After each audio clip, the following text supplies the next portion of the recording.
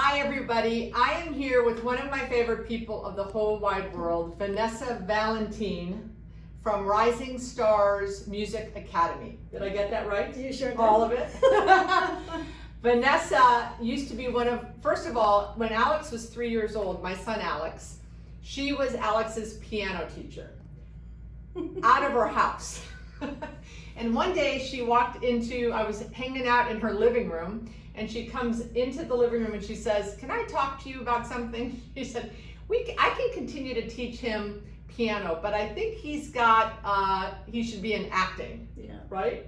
And that started at 3 or 4, and she is solely responsible for him getting a high school musical theater scholarship from American Heritage in South Florida. So I love you. I wish we could hug. Mwah, mwah, mwah. So when I started this small business series, which we do a lot on Saturdays, today's Thursday, so thank you. I can't come to her on Saturdays. She's a little busy.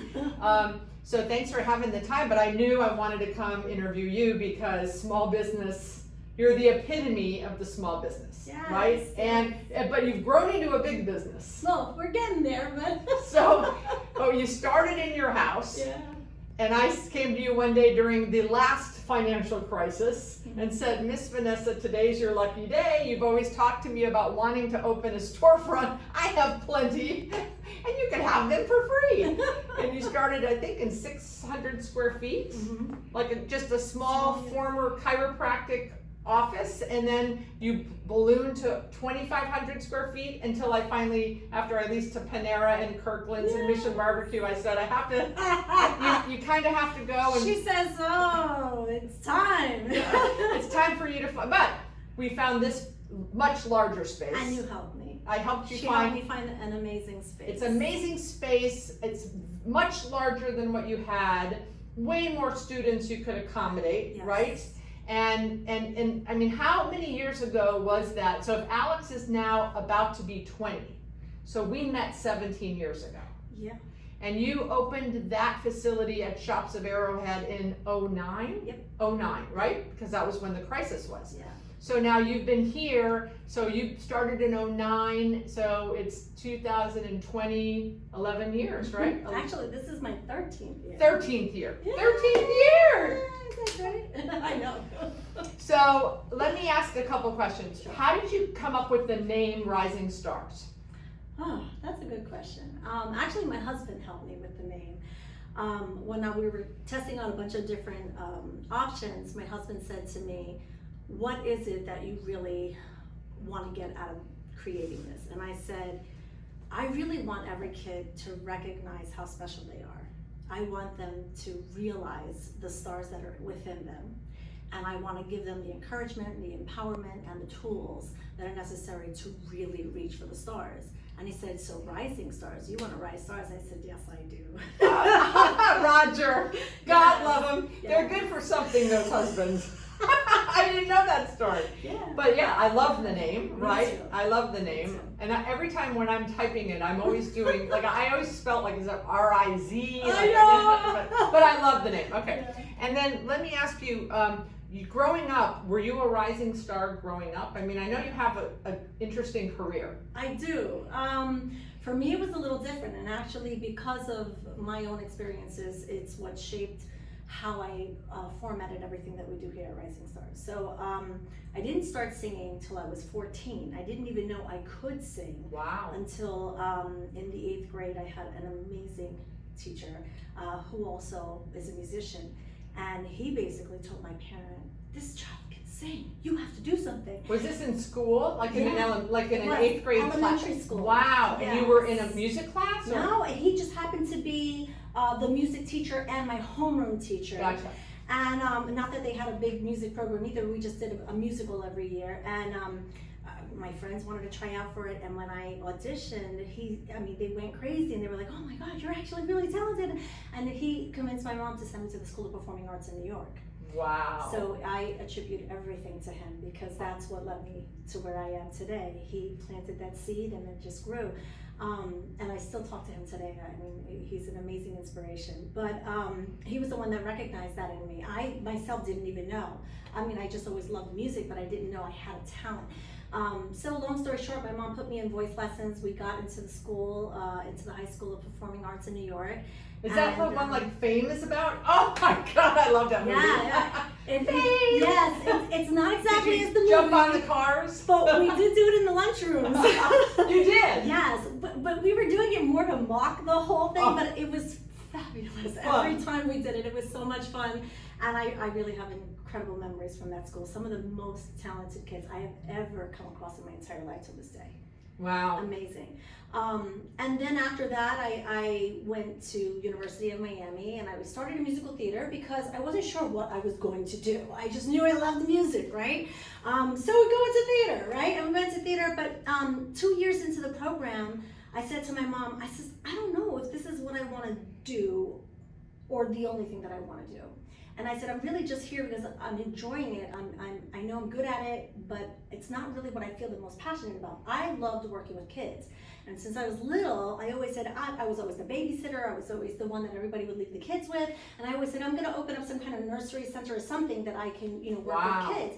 So after I wound up getting into music, my mom said, so why can't we find something that allows you to do it all, right? So we found music therapy. Wow. And then, good for mom. Oh yes, it was smart. Mothers are so smart. She went through that whole curriculum to look at what was going to be the best fit for me. And she's the one that said, you need to check this out. And I didn't even know what music therapy was. Wow. But one visit into the program and I was like, this is me. It allowed me. I have goosies. I did too, actually. It was an amazing turning point for me in my life. And it allowed me to work with all kinds of people, especially kids, and through music. I mean, what better way could I ask? And that was what your degree ended up being. So that's what my degree ended up being. So I did 2 years of musical theater, and then I did my last 2 years of music therapy. But my degree is I ended up with a bachelor's of music and music therapy. And of course, all my classes were musical theater because I still wanted to keep that. But and then I still wasn't sure what I was going to do. Right after I graduated from college, this crazy roommate of mine who was also a singer brought someone to my house who was putting together a group, Spanish singing group. And I had very broken Spanish because I'm from New York. And she convinced him that he had to meet me. And he begged me to just look at the project, meet the other girls in the group.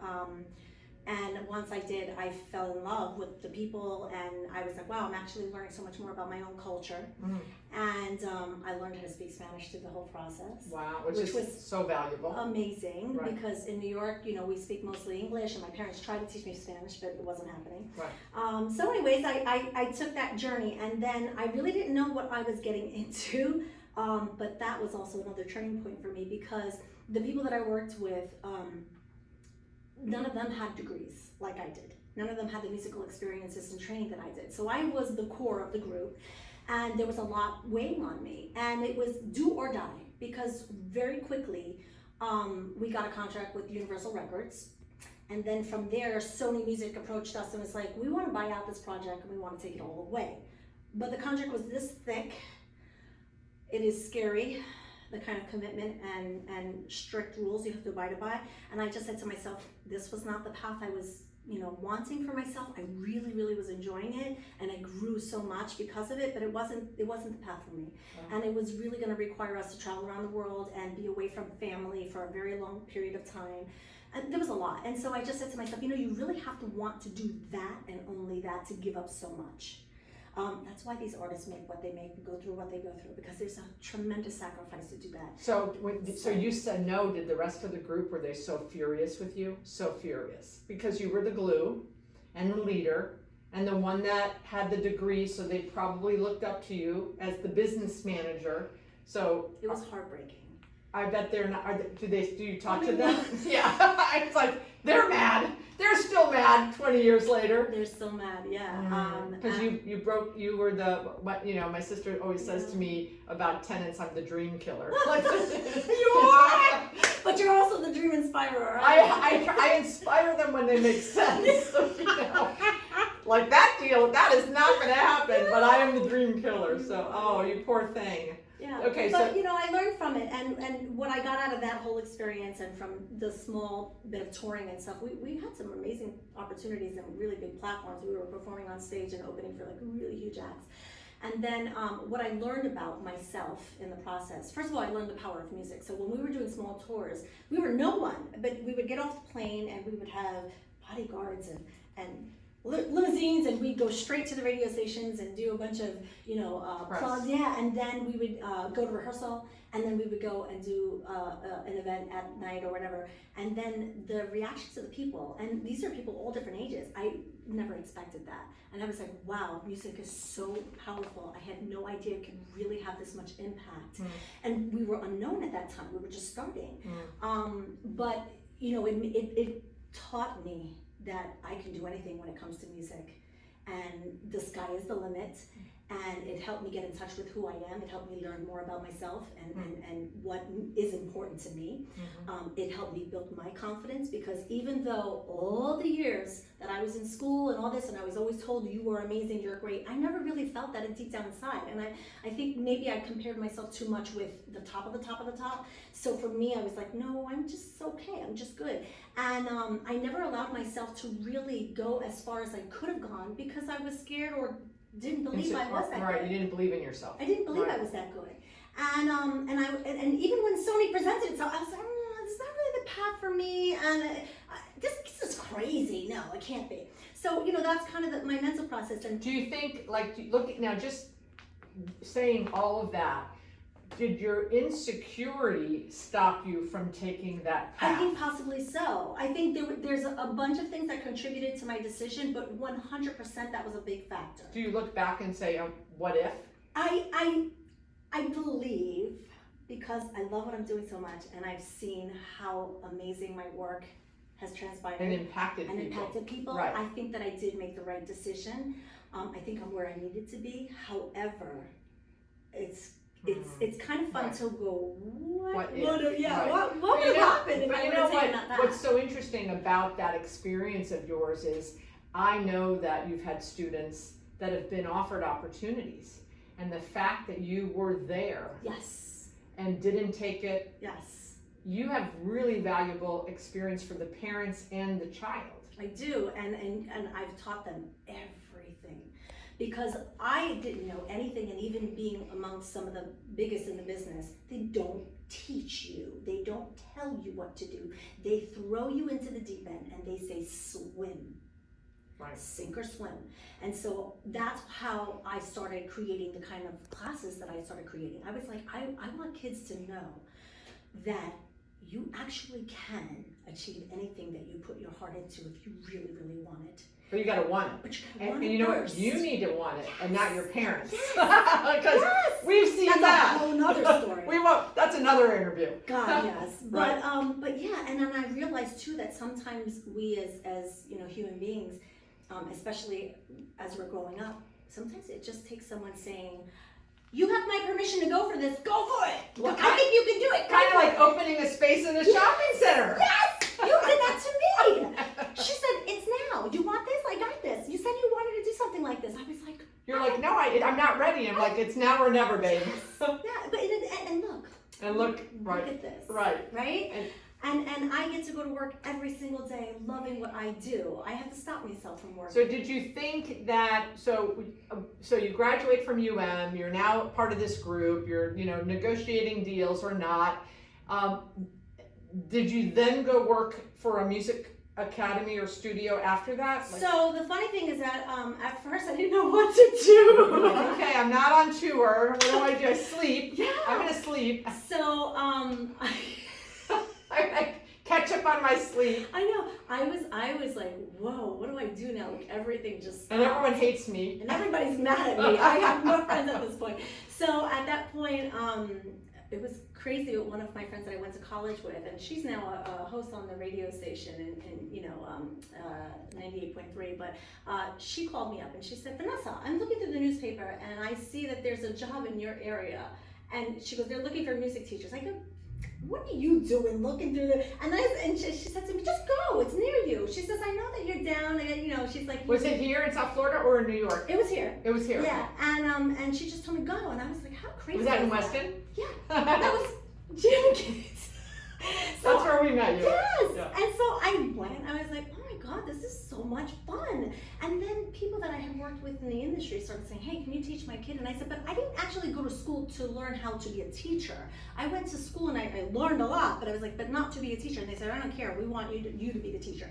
And I fell in love. I was like, oh my God, this is exactly what my mom said I can do. So I got to do music therapy with kids of special needs, which is amazing. I got to work with all kinds of kids, all kinds of ages, and I even got to work with some adults.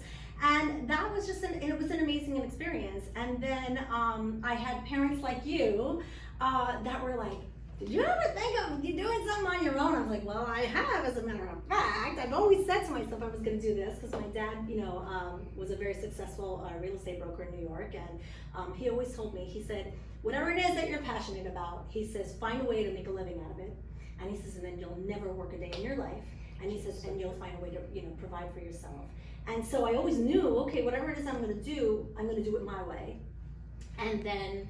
So how long were you there? A couple of years? How long? I think it was about a year and a half, maybe 2 years. And then you went out, and then that's when you left there and started doing it out of your house. Well, the owner actually sold the business. Ah, okay. And then at that point, you had a client. You had a book of clients. Yeah, and I said, I'm going to follow. Where are you going? Yes. Oh, to my house. Okay, Yes. I'm coming to your house. Yes. Right. At that point, the company was just kind of dissolving, and then all my students were like, well, what's going to happen to you? Where are you going? Right.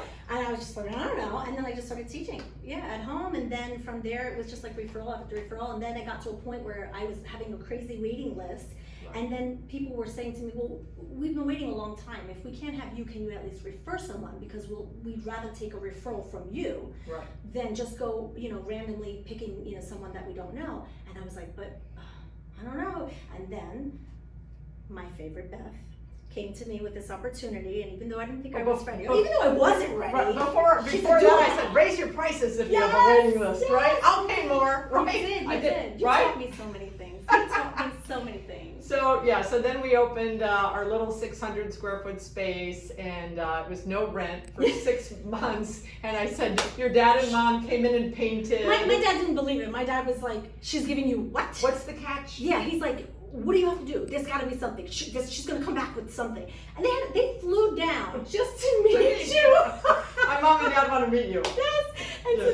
She's going to bring all this traffic to my center. I have all these vacancies. What's my, Right, what's to lose, right? Right. And then, but it truly, we were already intertwined. Alex was 8 or 9 at the time. Yeah. You truly changed his life. She literally said, your kid has something. He should not just be learning how to play piano, and he does have something. Yes, and he ended up getting a 4-year ride scholarship because of you. Thank you. That was over $100,000 opportunity. It's pretty awesome. So that was crazy, and it was all because of you. I mean, we because as parents, that's what I think. Anytime I have an opportunity, when I'm on Facebook, people go, where should we take our kid to learn singing or instrument, because you do a lot more. Tell everything you do here now. What is it? A lot. Well, we're doing a lot more now. Obviously we started with just the same, but now we're doing guitar, ukulele, piano, violin. I just got a new drum teacher. We do acting, we do dancing, and I've got an amazing group of instructors. Yes. And back to when that happened. So. And I don't know, I think I told you this, but so as a landlord and a property owner back in 2009, and we're going to be feeling this again now. Right. But when I bought the shopping center, I had 2 vacancies, and in 18 months I had 9. Right. And I said, okay, I need people to fill my vacancies that are going to bring traffic. So what better opportunity than a music teacher who's going to bring people, right? And I remember showing up one day and seeing all of these SUVs with people in them. And I thought, why are all these people in I had no idea. And then I realized they were your parents. Yes. And I then called my And we had no lobby. Right, no lobby. And I Nothing. called my maintenance guy and I said, meet me at Lowe's. We're gonna go buy benches. And we put benches outside your space so that they would get out of their cars and sit in the benches, and then they talked to each other. But that when I was showing space, it looked like I had traffic. But and then what I did is I wrote a white paper to our industry saying every landlord should donate one space to an entrepreneur who will hire people, because the minute you opened those doors, you added like 4 teachers like that. Yeah. In an unemployment, which is, our unemployment today is way worse than it was back then. Right. But the fact that you opened that a landlord, yeah. a property owner gave an entrepreneur a start, that entrepreneur hired people. Yes. It was the circle, right? It was. So, and you ended up expanding from 600, like I said, I think 3 or 4 spaces, 2,500 square feet. How big is this? It's just under 3,000. Right, so a little more. Yeah. And how many students now do you have? We have about 200 now, so we're growing. Yay! I don't want to. For me, it's always been about the quality. Right. I've never really looked at myself as a business person. I'm an artist, and I feel like I've just gotten lucky, and I've had wonderful guidance from people like you. But my goal has never been to really grow big. It's just to do big things. And you guys were on a cruise ship. What was that? Royal Caribbean. That was an amazing experience. Yeah. So it was how did that happen? incredible. It was funny. I have a niece who's doing social media marketing, and she's working for someone working with Royal Caribbean, and she's proposed the idea. She says, I have an aunt that has an incredible academy, and she says, and would you consider this? And they said, well, we've done stuff like that before, and we do have lots of groups that come on, but they don't get access to all the things I was asking for. So they thought I was crazy. And then up until literally the day we got on the boat, and I went to the back of the stage to meet with the director of the whole thing, who coordinates everything. And I'm saying to him, okay, I said, I'm just gonna put this out there. I was like, I know I'm asking a lot. I was like, and I know most of this is gonna be a no. I said, but I'm just gonna ask anyways. And I gave him a whole sheet of like incredible, technical requests, and he just went like this. And he told the guy later, who the heck are these kids? He said, I thought this was a kid group. He said, this is like what we do, right?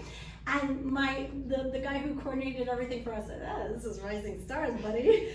After the show, he came over to meet us, and he told me, you have set the bar so high, I don't think anybody can ever compare. Wow. How many kids were a part of that? We had 31.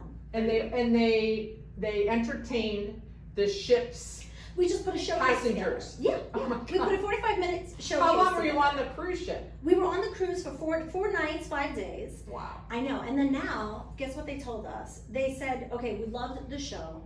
We thought you did a spectacular job. They were like, we really want you to come back. They were like, we'll make it really worth your while. And he's like, you can literally pick the ship, pick the destination, pick the length of time. I was like, oh my gosh, how fun! All right, so yeah, we were all set to start prepping for our next trip, and what a great opportunity! And so those are the types of opportunities that you get to give your students. Yes. I mean, but again, what I was alluding to earlier is when people ask on Facebook, where should I send my kids? The thing that and this is not just you, this is all of you. Mario has had others of your instructors. You guys, the kid might come in for piano, or the kid might come in for acting, but what you guys do is you read the kid. Yes. And you find out what their passion is or what their talent is, yes. And you mold them, or you bring it out of them, right? You like bring it out, and then they're happy and they're living their best life, right? Yeah. So that's what I think of Rising Starz. Thank you. Is that you bring out the star in our kids. We do. I think that we've really mastered recognizing hidden talents. Right.